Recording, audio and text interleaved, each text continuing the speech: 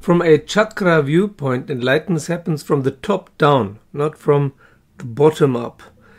Hello, this is Shores of Infinity with your host Chris speaking, and today a video about how enlightenment happens from a chakra point of view.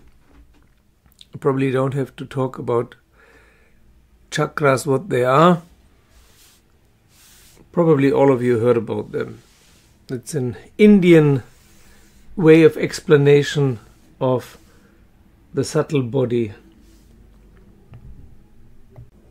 Same as the nadis, you cannot see, or if you cut open the body you will not see the chakras, but they exist nevertheless, and you can learn how to feel them and how to regulate them and how to strengthen them, and that is helpful. A lot of people have written to me over the years about Kundalini awakening. I would avoid that if I were you. That is also something that can happen, but it can also mess you up. What the real thing, what people call enlightenment, or full enlightenment, sorry, there's a machine driving past the house, cleaning the streets. What people are calling full enlightenment is partly the awakening or the extreme stimulation of the chakras from top down. The two crown chakras and then downwards. That is also how Sri Aurobindo, for example, describes it. In New Age and Kundalini Yoga, it's the other way around. It's from the bottom upwards, from the first chakra upwards. And it is true that it is good to train, to cleanse, to stabilize, to strengthen your chakras from the bottom upwards. First chakra, second, third, for especially those three. They have to be really, really stable to hold that. You want to be a vessel to hold that energy that comes from up downwards.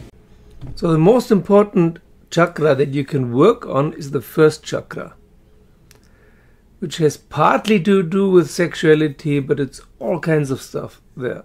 All kinds of childhood stuff. Energetical settings. Second chakra similar. Third chakra has to do a lot with willpower and setting boundaries.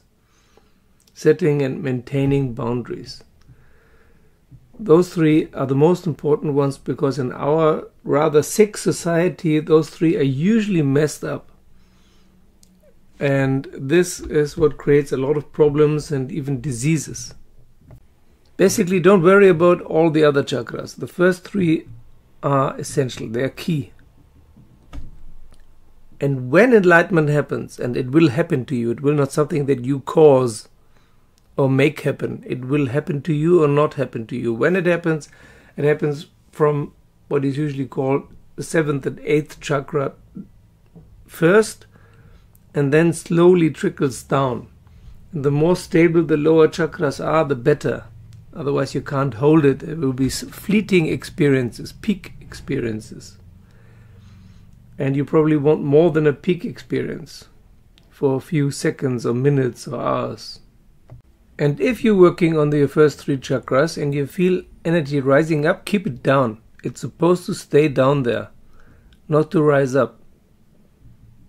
Keep that energy down there. That's the first three chakras are your jing, as they call it in traditional Chinese medicine and ancient Chinese medicine.